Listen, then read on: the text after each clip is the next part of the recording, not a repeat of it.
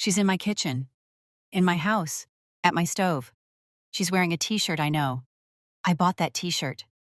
It used to be mine. I don't move. I don't say anything. I'm still holding my bag.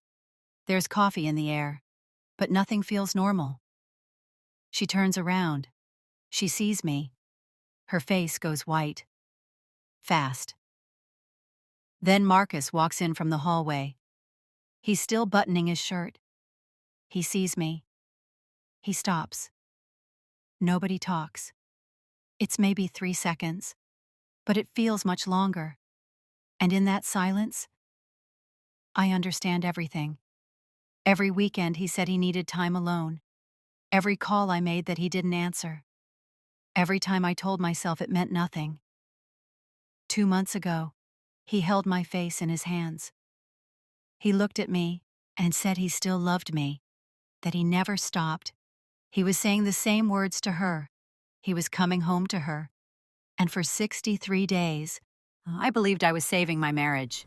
Welcome to Alice Infidelity Stories. This is a place for stories about love, trust, and what happens when someone breaks both.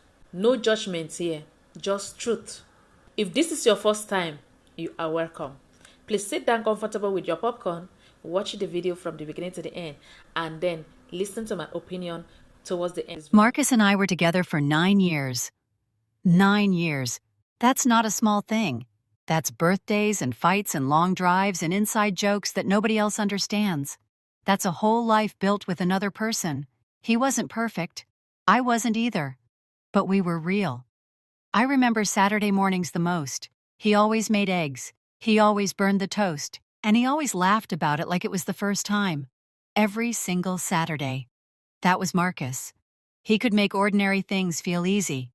We got married in year 4, small wedding, just family and close friends.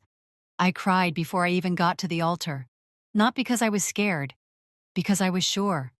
I had never been so sure of anything in my life. For a few years, things were good. Really good. Then slowly, very slowly, something started to change. He started working late. Not every night, just some nights, then more nights. I didn't worry at first. Work was busy. I understood that. But then he started putting his phone face down on the table. Every time. He never used to do that. And sometimes, in the middle of a normal conversation, he would go quiet. Not tired quiet, something else. Like he was somewhere else in his head and didn't want me to follow. I noticed.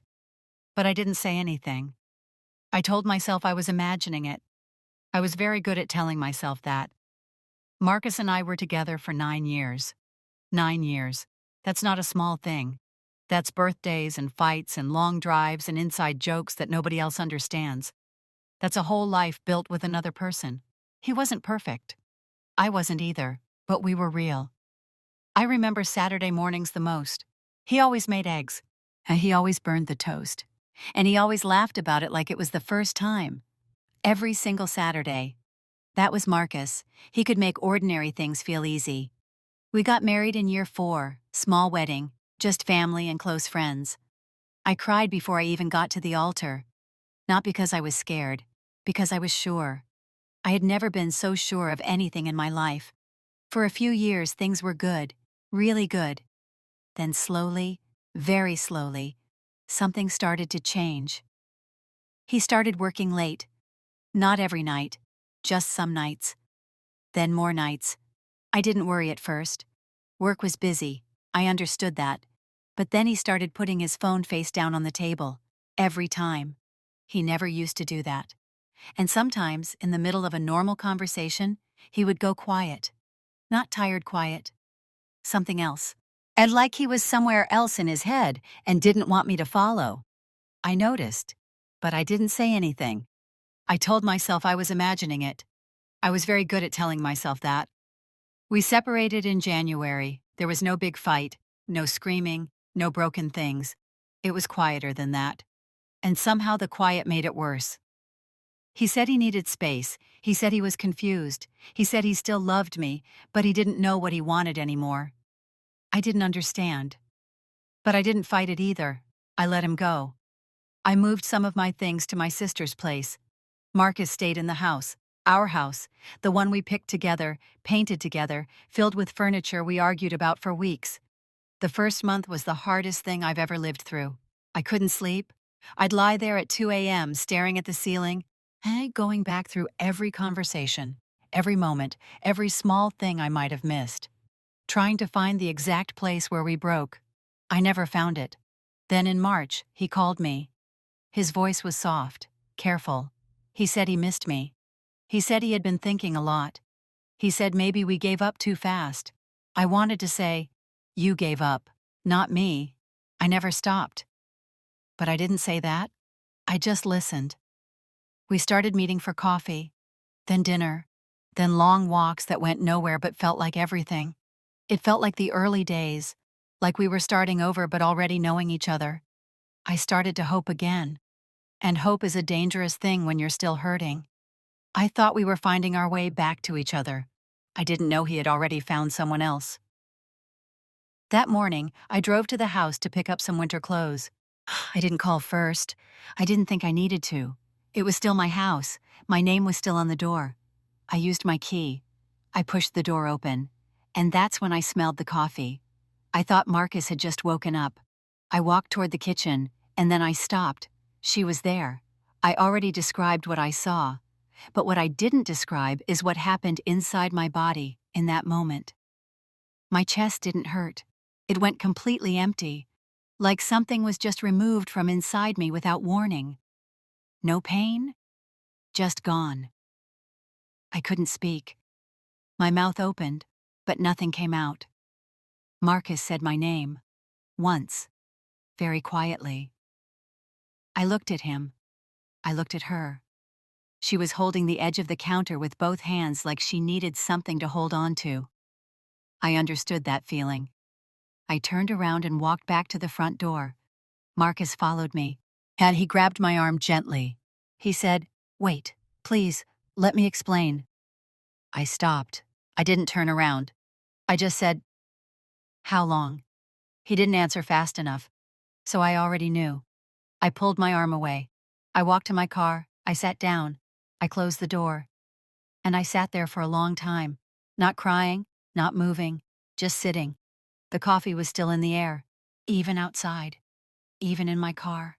I could still smell it. Marcus stood on the front step for a while. I could see him in my mirror. Then he went back inside.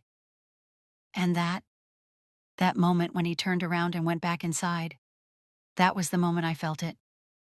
Not emptiness anymore. Something sharp. Something real. He went back to her. I drove to my sister's place. I don't remember the drive. I just remember parking and sitting in her driveway for a long time before I could make myself go in. She opened the door before I knocked. She took one look at my face and didn't ask anything. She just put her arms around me. I cried then. Finally. Standing in her doorway with my coat still on. But this wasn't the end of the story. What happened next, what I found out in the days after, changed everything again. Her name was Diane. I didn't want to know that, but my sister found her on social media 2 days later and told me before I could say don't. She had been with Marcus for almost 3 months. They met in February, 1 month after we separated. 1 month. I did the math slowly. Then I did it again, because the numbers didn't feel real. He called me in March, said he missed me, said maybe we gave up too fast, said he wanted to try again. He was already with her when he said those words to me. I wasn't the wife trying to save her marriage. I was the other woman, in my own marriage. That thought sat in my chest for days and I couldn't move it. I didn't call Marcus. He called me. 3 times in the first 2 days. I didn't answer. On the 4th day, I picked up. He didn't make excuses. I'll give him that. He said he was confused. He said things with Diane moved fast, and he didn't know how to stop it. He said when he called me in March, he meant it. That he really did miss me. That he really did want to try. I asked him, "So what were you going to do? Just keep seeing both of us?" He went quiet. That was my answer. I'm not going to tell you I healed fast. I didn't. Some mornings I woke up, and the first thought in my head was, did any of it mean anything? 9 years. Did any of it mean anything? I think it did. I really do. But that thought still came every morning for a long time. Marcus and Diane didn't last. I heard through people we both knew that it ended about 2 months after that morning in the kitchen. I don't know why. I didn't ask. Marcus tried to talk to me again about 6 months later. He said he wanted to explain properly. He said he was sorry in a way he hadn't been before. I met him for coffee. One time, I listened. And then I went home. And I didn't call him again. I'm not angry anymore. That surprised me. I thought I would be angry for years. But anger takes energy. And I needed my energy for other things. What I carry now is simpler than anger. It's this. I loved someone completely and honestly. And that is never something to be ashamed of, even when it ends like this. If you found out recently, or maybe it just happened, if you are in that same sharp pain, where everything feels unreal, I want you to know something. You don't have to be okay right now. You don't have to understand it yet. You don't have to forgive it yet. You don't have to know what you want to do next. Just breathe. Just breathe. That is enough for today. Just breathe. If you have been suspicious for a long time, if you have been carrying that quiet feelings for weeks or months now, that feelings you can't fully explain, but can't fully ignore either, I know how tired it is.